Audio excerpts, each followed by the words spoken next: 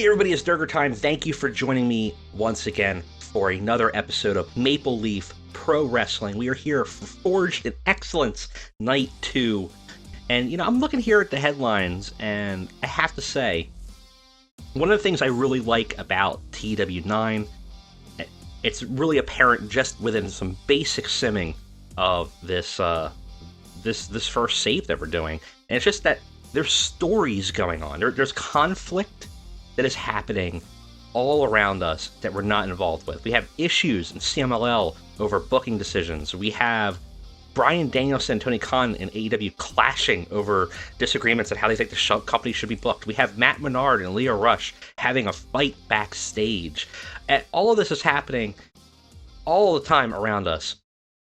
Makes it really realistic because, obviously wrestling is what makes watching wrestling and kind of being a fan of wrestling interesting. That's interesting about it is not just the on-screen stuff; it's what the drama that's happening backstage, right? Being able to know on air and off air what's going on is kind of interesting, and it makes it a really dynamic. So I'm really happy that we're starting to see that already, and obviously that's something that's going to likely trickle down into our locker room as well, especially because we're taking a lot of these people in. We had Matt Menard on our show. I don't think we have Leo Rush, but certainly would be somebody that we might put in, and it could potentially become a problem. So we had a good show. I would say, I think we had a pretty good show. Overall, a 49 is way above our station in terms of our performance. We have to have a 25, I believe, from our broadcaster. We're only a 17, so we're doing pretty good there. If we keep that momentum up, we'll be moving up the ladder in no time. So the issue will just be the finances. So we'll have to keep a close eye on that and see what we can do. But with that said, we have a show. We moved it to Monday because we had to move a whole bunch of stuff around. I think last episode said it was Tuesday. In fact, is it still Tuesday?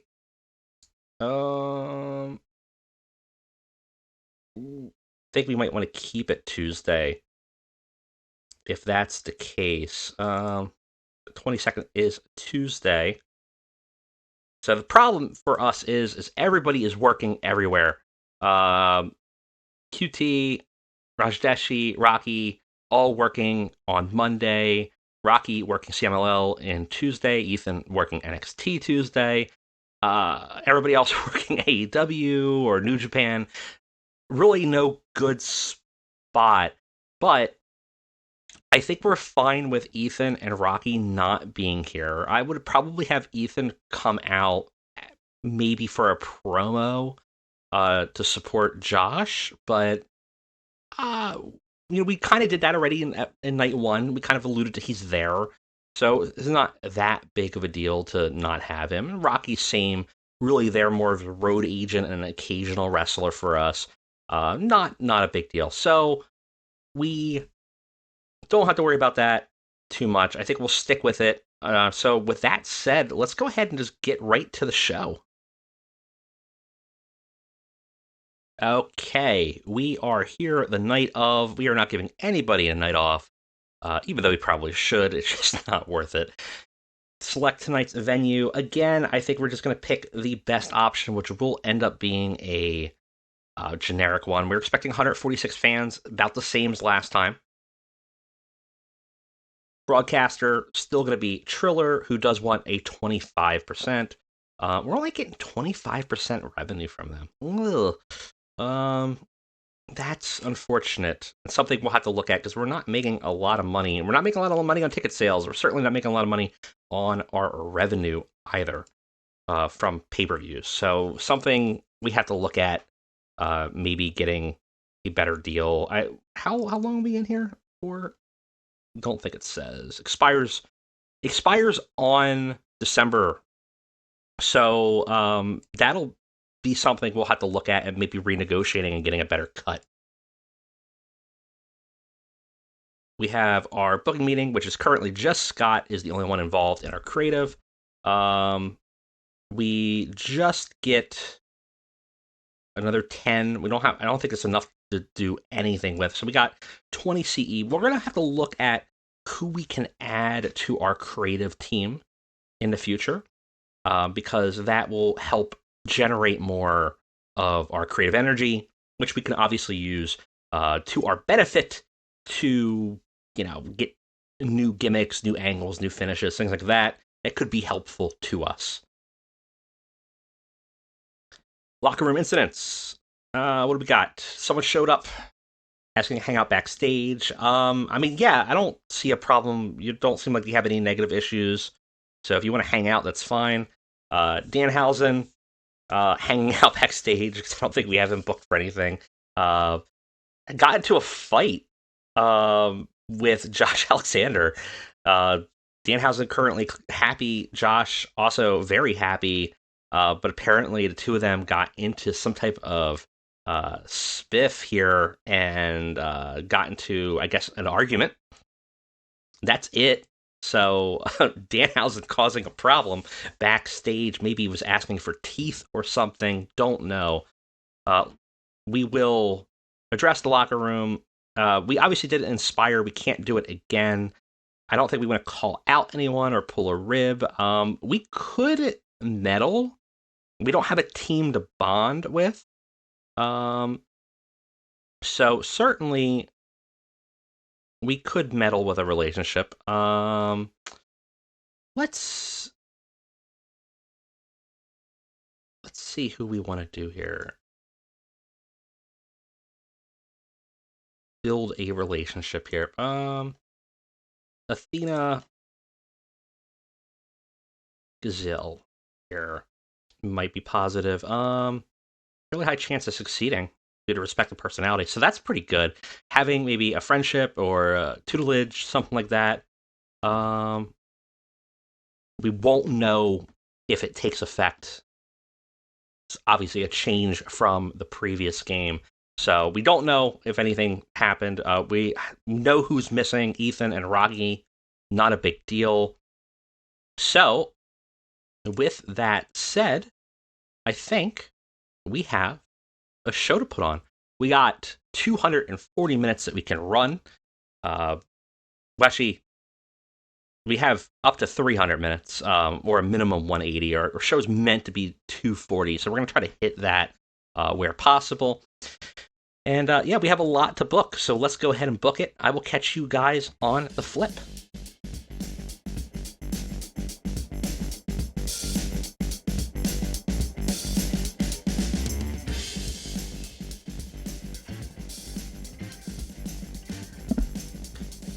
All right, everybody, we are back. We cut it down the middle at 250 minutes, well, 249. So basically 250 minutes. We had 300 we could have played with. I'm pretty comfortable with where we are at. We have 75% matches. We need to have 80%, so we're pretty much right in the ballpark. And only one booking issue in which one of the wrestlers is furious about the booking of a particular segment. So I think that's a win. I guess. So we have a big show. Let's go ahead and cut all the preamble. Let's get into Forged in Excellence, Night 2. Okay, in our opener, we have Intergalactic Jet Setters versus Sinner and Saint. Great wrestling, decent reaction from the crowd, though at 19, I don't know how great of a reaction that is. The Jet Setters defeat Sinner and Saint in 15 minutes. Kushida gets the win here, and it was designed to work the crowd, and it did so. Got the crowd hotter, got the show off to a strong start. We kind of wanted to just open hot and go from there, which we did. And overall, a pretty good match. 48 for the wrestling, with the weakest being Judas and the best being Kushida, which is not that surprising. And ultimately a segment rating of 42. So not too bad. We get a win for the Jet Setters here, which obviously when we get a tag team championship will certainly be one of the names that'll be in the contention, I would imagine. Backstage, we have Kylie Ray meeting up with a former tag partner, Laney Luck. The two of them actually are going to have a tag match tonight. Kylie Ray is reintroduced to Laney Luck here in the locker room. Kylie is looking excited. Laney, she's feigning it. Let's say she smiles, but not. You can kind of tell not as thrilled about seeing Kylie again as Kylie is. The two have a tag match together tonight. They're talking about sort of the past and wrestling in the past. Harley Cameron, who is one of their opponents, comes into the locker room, interrupts the two, and says, "It's a cute reunion we have here. Laney, I just came in to say, I've seen your work, and it's good. It's good. I just hope your tag partner tonight can stay on track. If I recall, she has a tendency to have cold feet. So, anyways, looking forward to seeing you in the ring." So Harley, admiring Laney's work on the indies and taking opportunity to trash Kylie in the process, she leaves, and obviously it clearly gets under Kylie Ray's skin. This does not do great. Gets a 28 here. Did get the crowd hotter, but not a great segment, unfortunately. What is a great segment, though, is anytime we can put Don Callis on the microphone, and we are backstage with Sam Laterna being an interviewer here today, and Don's stacked. He's with the crew. He's got the Alpha next to him. He's got the Lion of Manitoba next to him. And he is ready to talk up how important tonight is for him. And he just goes on and goes, "I'm so excited, Sam. I'm excited about being here. I'm excited about Canadian wrestling. It's back. It's going to be better than ever. But that's why it's so important that it's guided by the right hands. Like I've said, it's more than just the Don Callis family. It's about ensuring the greatness of this sport and our place in it. That's why I've been partnered with the incredible luchador, Elion de Manitoba, the greatest luchador in all of Canada. It's why Takeshita will become the champion tonight." And Sam chips in and asks him, "And if he doesn't?" And he just smirks and goes, "Well, there's always other plans, Sam, but we have to get ready." So, Don Callis seems to think he's the father of Canadian wrestling, and that he's decided to bestow himself the honor here, and seems to be wanting to obviously leverage the two of them for his own machinations, to his own success. But he is claiming clearly that he's trying to look out for Canadian wrestling.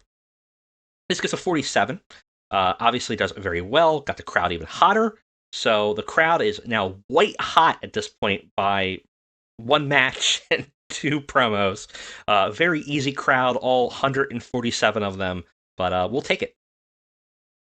We get to the first of our many title matches tonight. Our Champions Grail match. It is superb, it says. We have Alex Zane, El Phantasmo, Jake Something, and Mike Bailey. Jake Something actually the weak link in the bunch of this here, but Mike Bailey having a phenomenal performance, El Phantasmo having a phenomenal performance. Also, as of recording this, just heard that El Phantasmo is coming back to New Japan. Sounds like his cancer is in remission, so great news. Really happy to hear everything's going well for him. Fantastic wrestler, and seems like a great guy as well. But going back to this match that we just booked, Mike Bailey defeats all three other competitors in a very hot. Got the crowd simmered a little bit here. Jake also struggling in this match, which makes sense. It's definitely a high flyers match, and he's kind of the odd man out in the bunch here. But Mike Bailey becomes not the first, but the first of the new Champions Grail title holders. A title ostensibly held by Kenny Omega, ostensibly by Ricky Dozan.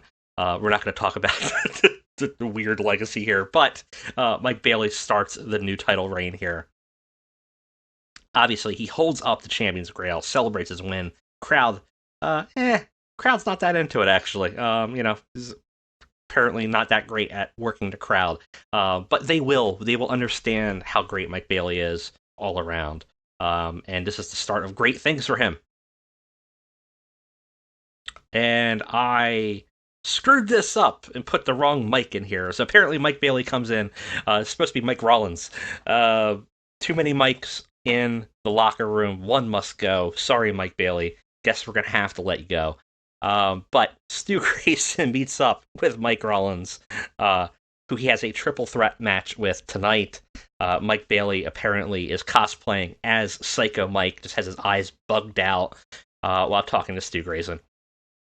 And Stu is very upset. He's kind of poking his finger into Psycho Mike's chest here, and he goes, "I've seen your shtick, Psycho Mike, and I just want to let you know I'm here to win tonight. This is important to me. I'm not here to put on a little circus event. This isn't Uno's show. You're in my world now, and I'm not going to stand for any funny business in our match. If you try anything, you die. Now, who's our third man?"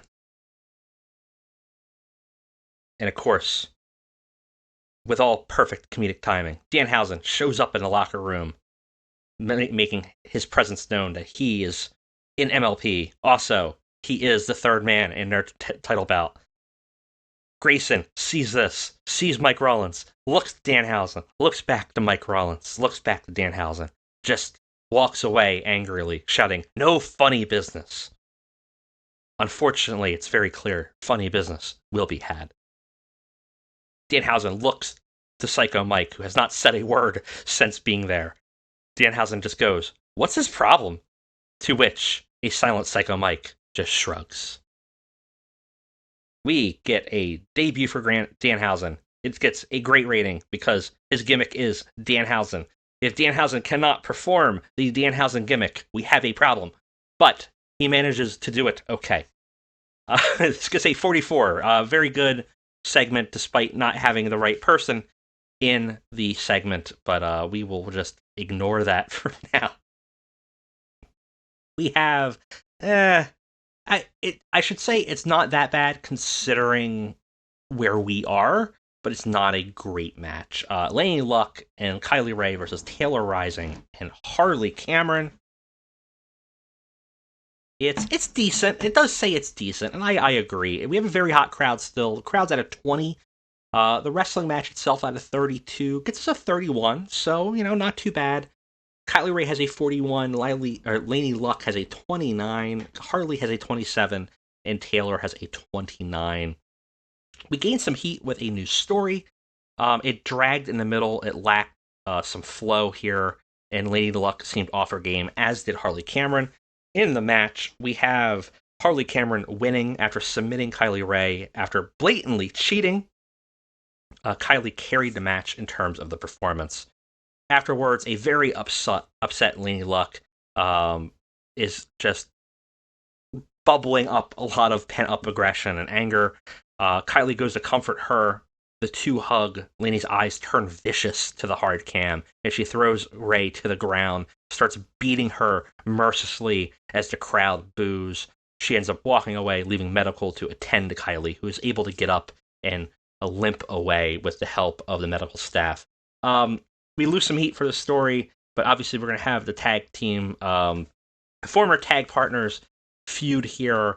For how long, I don't know, because the segment's not great. But we're going to try to leverage Kylie to improve Lady Luck in terms of popularity, in terms of performance. So hopefully we can kind of, again, our goal is to develop some of these talent. And sometimes we have to accept that we're not going to have the best segments. This is an underperforming segment, but we'll get it there. I'm pretty confident we will. Of course, we want to turn Lady Luck. It's a complete success. Not that shocking there. Bully Ray is backstage to heat the show back up a little bit as he starts barking at a camera. and he has a match tonight for the Qatar Championship. It's a anything goes match, so right in his territory. And he starts barking at Classy Ali to the camera. He goes, "Classy Ali, you don't know what you've stepped into. I'm not the butt of a joke. I'm a vicious veteran who's tired of bullshit games. The internet wants something to talk about. Well, I'm going to give the internet something to talk about. I'm going to go around and find every piece of furniture in this building, and I'm going to make you try them out right on your head like you're a goddamn Raymore and Flanagan." So Bully Ray wants to beat the crap out of Classy Ali. Classy Ali does not know what he just stepped into. And this gets a pretty good segment rating here for the crowd. So very happy to be kind of saved the previous segment here. An okay match. It's decent. We have a Eliminator match between Davey Boy Smith Jr., Bhupinder Juhar, I'm going to butcher that name until I learn how to say that right, Johnny Swinger, the Swingman, QT Marshall, and Tommy Billington. It's a decent match. Davey Boy Smith wins the match in 21 minutes. Order elimination was Johnny Swinger first, Bhupinder Juhar, then QT Marshall, and finally Tommy Billington. It was designed to calm the crowd a little bit because we were worried that they were going to be white hot. So we got them simmering down a little bit. So that's why it's a little bit longer, a little bit slower. That's fine. We gain heat for the Davey Boy Smith Jr. and Tommy Billington match after Davey Boy Smith Jr. defeats him. But Tommy Boy is not a wrestler. But Tommy Billington ends up going ahead and sticking it out to the end. So, we have this budding feud between the two of them. We kind of see where Davey Boy Smith Jr. wants to sort of train Tommy, have him under his tutelage, and Tommy really doesn't want to do that. And certainly losing to Davey Boy Smith Jr. here probably only hurts that issue and kind of makes it fester a little bit more. Davey Boy with a 40, Tommy with a respectable 35, QT, always slept on, but with a solid 38, Bhupinder with a 28, and Johnny Swinger with actually a pretty okay 32. So overall, not too bad. Tommy also off his game, so actually would have been a little bit better, all things considered. Maybe giving him some encouragement tonight will help. Gets a 34. Afterwards, we have a little bit of a moment that doesn't do that great. Tommy is on the ground, obviously. Davey Boy offers to help him up. Tommy pushes his hands away, picks himself up, and then walks away on his own. Davey Boy obviously looking a little pissed off there. So building up, again, this sort of division between the two of them. Unfortunately, because of the segment, it loses a little heat here. We have an interview after a win with Mike Bailey. For real this time, not Mike Rollins. Actually, would have been hilarious if I put Mike Rollins here by accident. Mike Bailey is interviewed backstage by Sam, and she's just asking him, "What are you going to do with the Grail? What's the plans going forward?" And he fails to make it something that's really important. And it says that in order to make a title, it's all about great matches to make great titles. And he says, "This is the start of something important. There's a legacy to this Grail that's been lost to time, and I intend to add to it. The only way you can do that, though, is by having the best wrestle for it. So every pay-per-view, it's an open challenge, and this title is always on the line. I'll defend it here, but I'll also go abroad. I'll defend it when I'm in Australia. I'll defend it when I'm in Britain. I'll defend it when I'm in Qatar or Japan. Anywhere I'm at, the title is with me, and there's always a shot." So it is an alliance title, so it can be lost at any time. We're kind of playing into that, but Mike Bailey vows to be a fighting champion and an open challenger. So we know where this is going to go. Obviously, going to be sort of our workhorse title going forward until we kind of establish more titles. And hopefully, Mike can kind of put some people over or elevate himself even further. So that's sort of the plan here. Oh man, this is not that great for what I for Bully here. So we're gonna have problems with this match.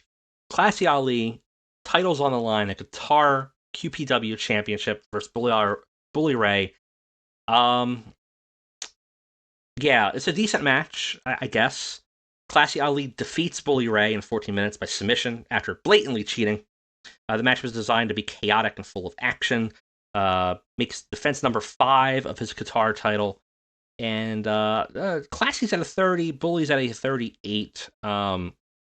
The chaos of the match helped hide how badly Bully Ray was performing. Got the crowd buzzing, but it gets us only a 29. Afterwards, Bully Ray flips out after Classy Ali essentially steals the win. Classy immediately retreats, leaving Bully to break apart the ringside like a big old baby.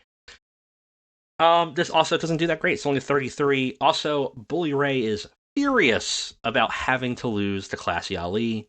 And I thought long and hard about it, and I said I don't really care what Bully Ray thinks. I'm in charge, not him, so he can stuff it.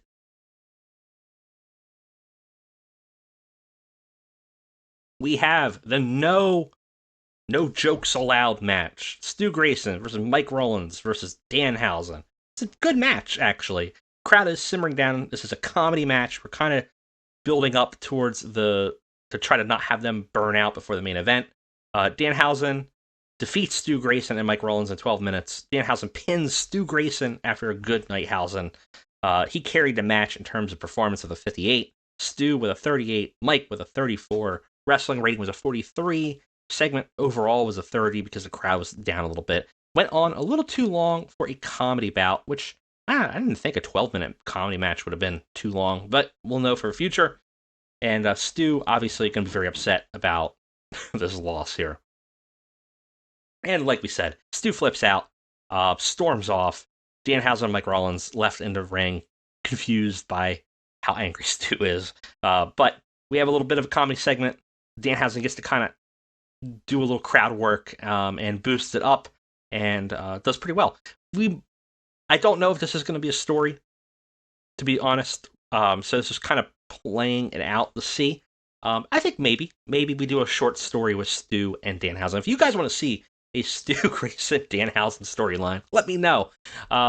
Because they worked well enough together, and certainly we could have a good comedy act with the three of them, actually. But that is that. We have a match that got the crowd up a little bit more, which was the plan here. Fresh Air versus Grizzled Young Veterans. Just an exhibition match for the tag team division. Grizzled Young Veterans defeat Fresh Air in 14 minutes. James Drake gets the pin here. Marquet Martin was the weak link. Not by much, though. Well, 38, I guess, compared to the rest of them. 38's better than some of the people we had on night one, to be honest. But everybody else is really strong in here. Junior Benito is 50, 63 for Jack Gibson. James Drake with a 56. Excellent chemistry with the Grizzled Young Veterans, which is not surprising. Got the crowd hotter. Got us a 48. Backstage, which doesn't really do much here for us. Tabernacle, the team. Tabernacle. I'll get it. I think it's tabernacle. Right? I'm going to say it like that. Someone's going to every comment is going to be. I'm going to get all the French Canadians are going to constantly yell at me until I finally get it right. But Tabernacle, the team, watch on the monitors in the back, closely scouting the Grizzled Young Veterans. We obviously knew that they were beating the crap out of anybody that stepped in their ring, and perhaps are they afraid of the Grizzled Young Veterans? Are they interested in the fight? We don't know, but they are scouting them, and we saw that. We have Gazelle Shaw versus Athena, and technically for the Ring of Honor Women's title, which we don't actually have on the line, but for story purposes we do, because obviously Athena has it, put it on the line. It's a bout that had great heat, good in wrestling. Athena defeats Gazelle Shaw in 22 minutes, pinfall with an O-face. It's a storytelling match, kind of, again, trying to keep the momentum down for a really long match at the main event here. Gets a 43 for the wrestling rating, 34 for crowd, 39 for segment rating. Gazelle had a 33. Athena, obviously a tremendous performer, gets a 53. Got the crowd hotter. Afterwards, Gazelle offers a handshake with a kind of respecting the code of honor, and Athena laughs at her and then walks away. So no respect at all. Don't know if that's going to play into a storyline in the future, but obviously Athena not really respecting the challenger here. And we have our main event, Kostes Takeshita versus Josh Alexander. It's an exceptional match. Josh Alexander defeats Kostes Takeshita in 27 minutes by pinfall with a TKO. They go in out there to steal the show. It dragged a little bit, so we did hurt there. Both of them equally had a 61. Crowd rating dipped us a little bit, so our main segment rating is unfortunately a 44, but overall looked great. Takeshita's in amazing form.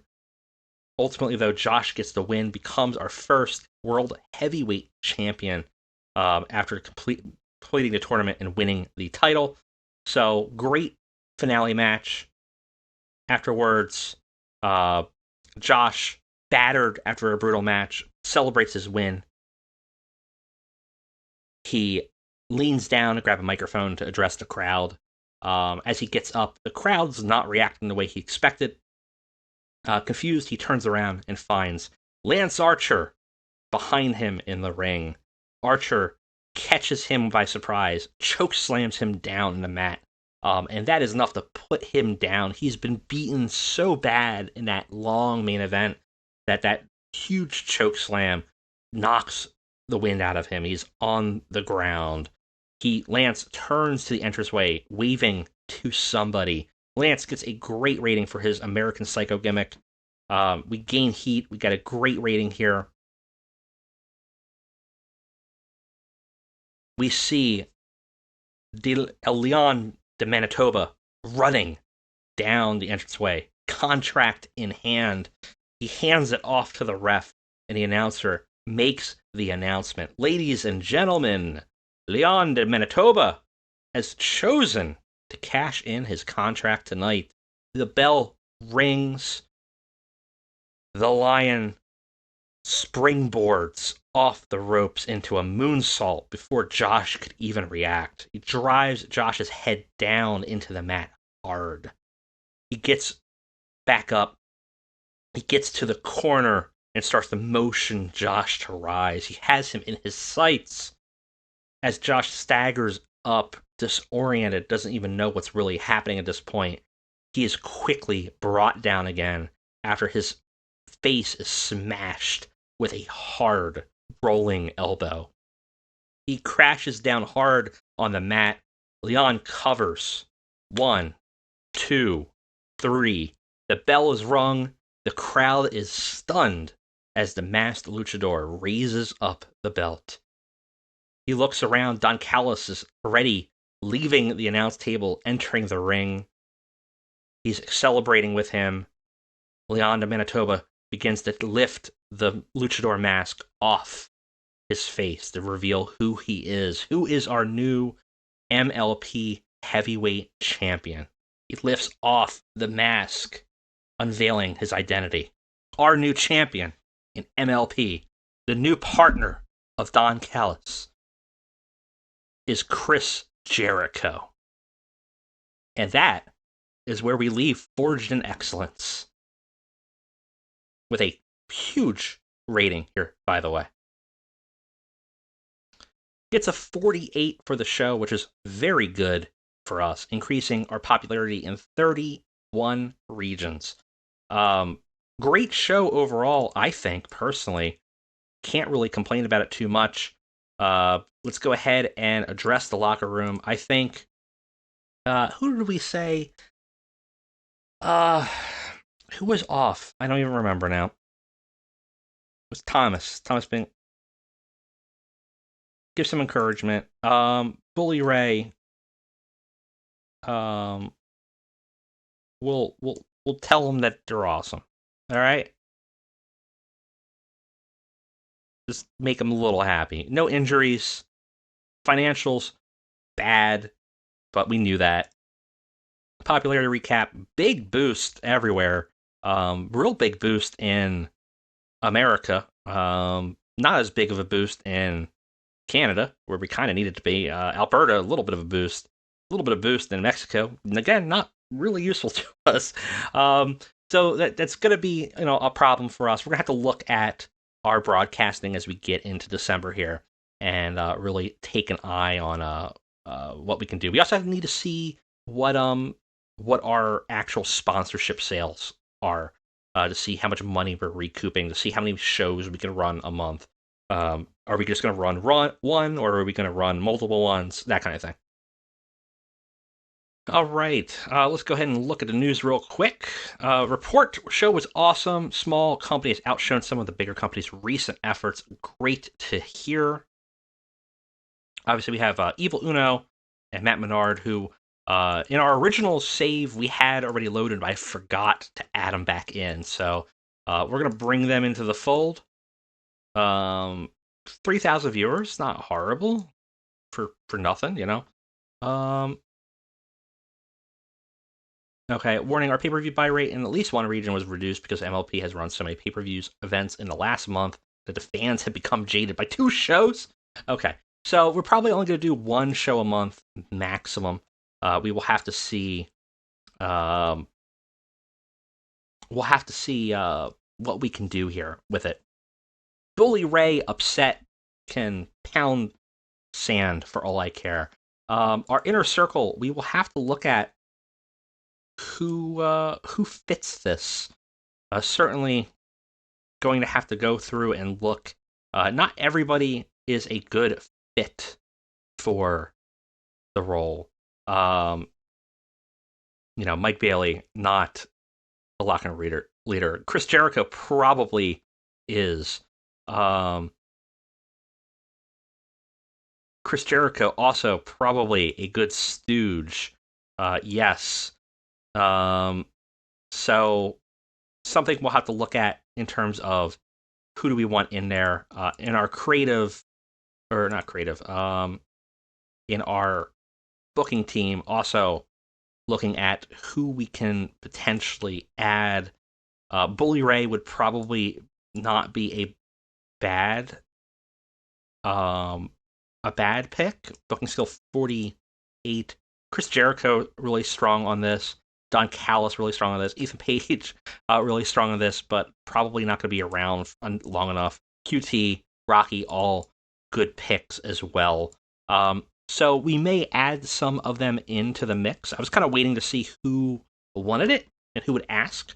So let me know if you think any of these guys would be a really particular good pick. I don't want to load it up because that comes with complications, but adding a 1 or 2 might be beneficial to us. Same thing for our inner circle. Adding some locker room leaders, maybe a stooge, may be helpful to us in the long term. But that is episode 2 in the books. That was a pretty good pay-per-view. We have to add more. We just have to see what our finances look like going into it, though. So that is going to be the big question as we sim on over to November. Thank you guys for watching. I will catch you next time.